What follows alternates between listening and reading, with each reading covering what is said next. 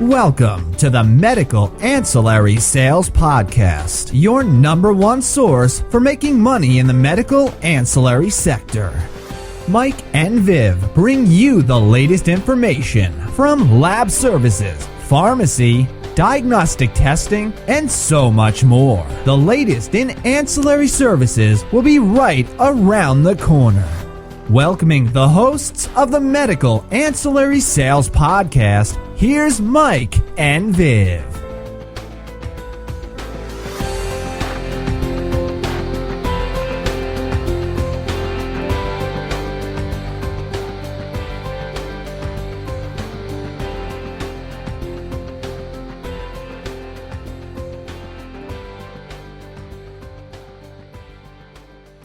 Hello and welcome to the Medical Ancillary Sales Podcast. I'm your host, Mike Berg, and joined once again on location live from San Antonio, Viv Hudson. How are you doing, Viv?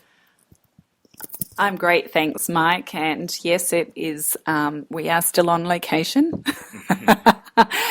And today I wanted to just go over a few things around sales objections. And as a sales rep out there, not every doctor says yes.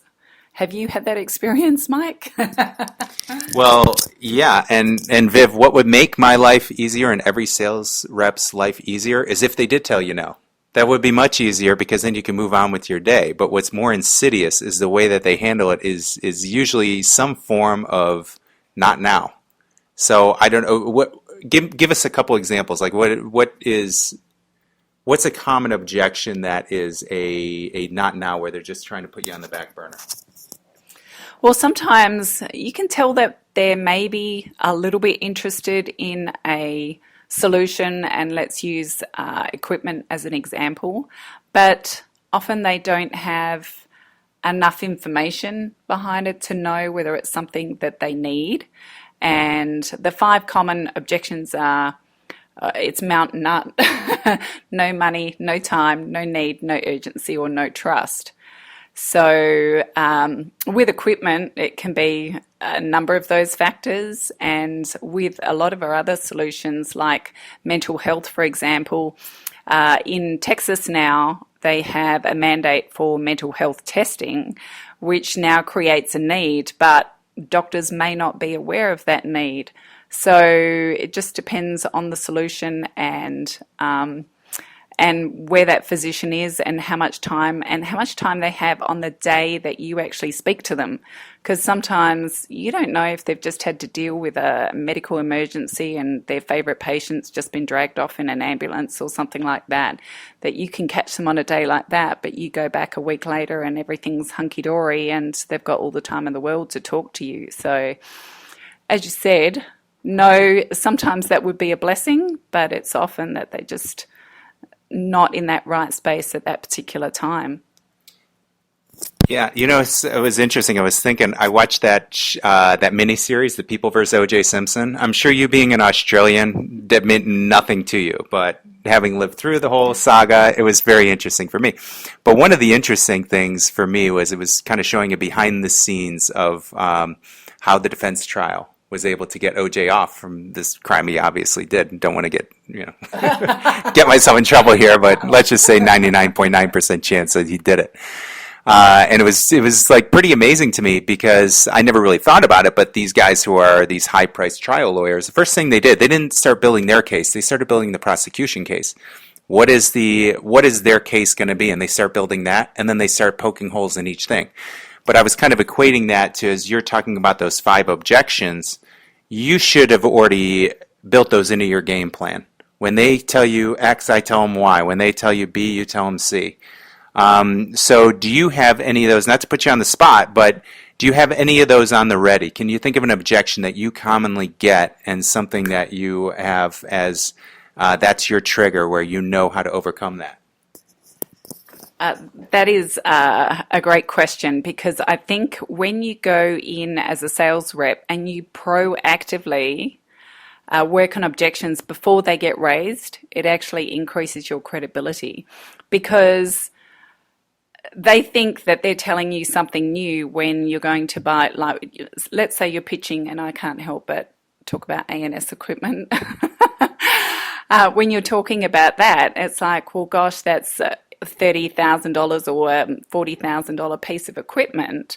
And, well, where am I going to get the money for that? So you can, as a sales rep, actually say, look, I know this piece of equipment is expensive, but when you're testing just 2 patients a day, you can make over $500 per patient in revenue and quickly have your investment returned within 2 months. Then you kind of take the wind out of their sails as far as creating that as an objection. So that's a good one. Yeah, of course, that's definitely very good. And price is often something that comes up as a common objection, especially for something like equipment. I find what is even worse is when they put you on the back burner where, yeah, Mike, this looks good. Yeah, I'm definitely going to do that. And then you get all excited, you have a contract in front of them, and then you do a follow-up the next week, and you're calling your manager saying, wait till you see this. I got a monster coming in here. I'm reeling it in. And then before you know it, he's not in the next week. And then the next week, he's, oh, yeah, I need another week to look at that. Then the next week, I thought you were going to send me the contract. I sent it to you 4 weeks ago. Well, send it to me again. And then before you know it, you're 6 months later, and you have no business. So are there any... is there any tricks you use to get? It's not really a objection per se, but it is kind of an objection. It's just not something that they verbalize. But is there something that you tell people up front to get that sense of urgency that this can't wait for 3 months? Of course it could, but why wait for 3 months? Is there anything you use? Let's say with the ANS equipment, sticking on that as an example, because have done a pretty good job at closing those pretty quick, where those aren't lasting 3, 4, 5 months to get those closed. Occasionally you're going to have those, but I know you had a lead in and you had the thing closed and delivered within a couple weeks. So what are you doing to keep that sense of urgency?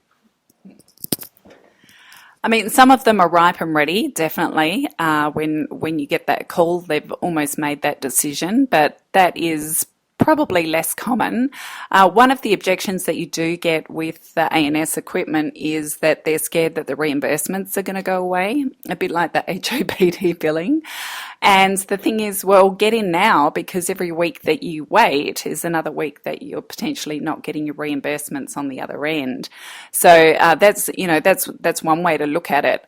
Also, like doctors, I guess, like to be heroes. So just with the ANS equipment, it like the more doctors use it, the more they love the equipment, because they see the value of what it actually provides them as far as patient information.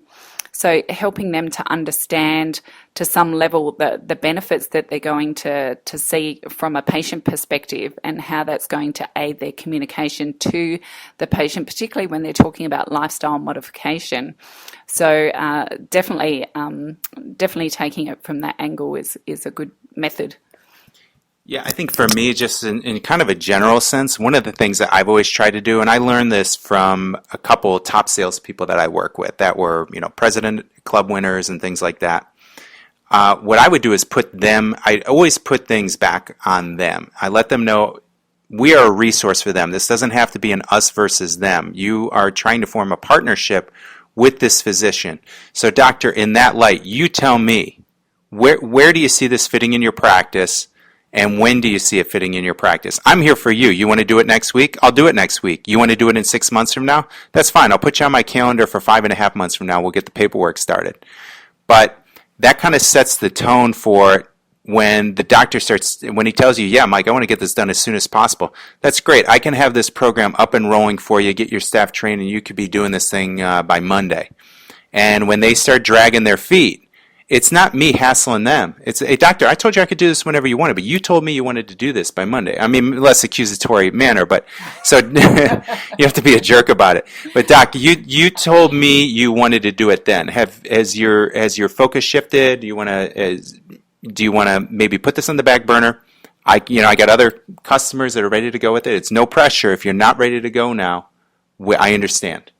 And that's always worked pretty well for me.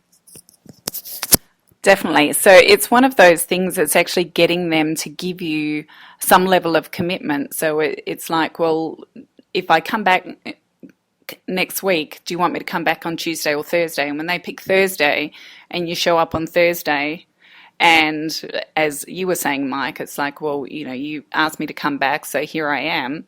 And then they'll go, gosh, I've forgotten. Okay, well, I can be back next Monday or next Wednesday. Which would it be?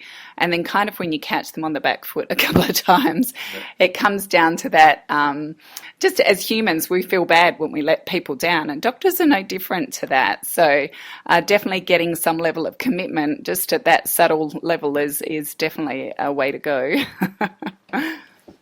Yep, no doubt about it. And especially, I always put it to them. They sometimes doctors are guilty of thinking they're the most important people in the room, they're the most important people on earth, and their time is more valuable than anybody's. But I never had a problem because I saw top reps doing this.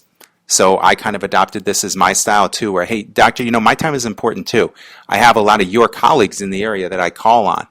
And I definitely present myself with that kind of image, where, doc, if you're not ready to do this, it's fine. It's no pressure. But let me know when do you want me to come back in, and we could get this rolling. Because I get appointments all day with your colleagues down the street, and they're ready to get moving on this. I want to make sure I give them good customer service. I'm not going to be able to give you the level of service if I'm spending time I should be spending with your staff, and I'm chasing other people down. I really only, if you're ready to go, I'm ready to work with you. That kind of mentality.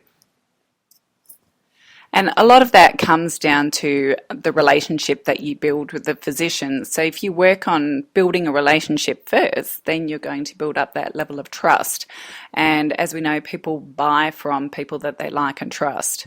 So when you follow through and say, look, you asked me to come back on Wednesday and here I am, then that is you building up your level of trust with that particular physician. So trust, I guess, is where it all starts. So always start by trying to form that relationship with the physician, and then it also gets a lot easier to break down those objections. Yep, absolutely. And I would, for any of these, if you're nervous about what is the doctor going to throw at you, try to forecast it. Call your product specialist. They know. They get the objections all the time. Hey, Jeremy, what is the top 2 or 3 things that you're hearing from doctors why they're not moving forward with this solution or that solution? He'll be able to break it down for you, and he'll be able to break down exactly what he tells people. Call your sales managers. Call other people who are successful in this business. Call Viv and I. Anybody you want. We're happy to help. So anyway, Viv, thank you again for getting on. Thanks, Mike.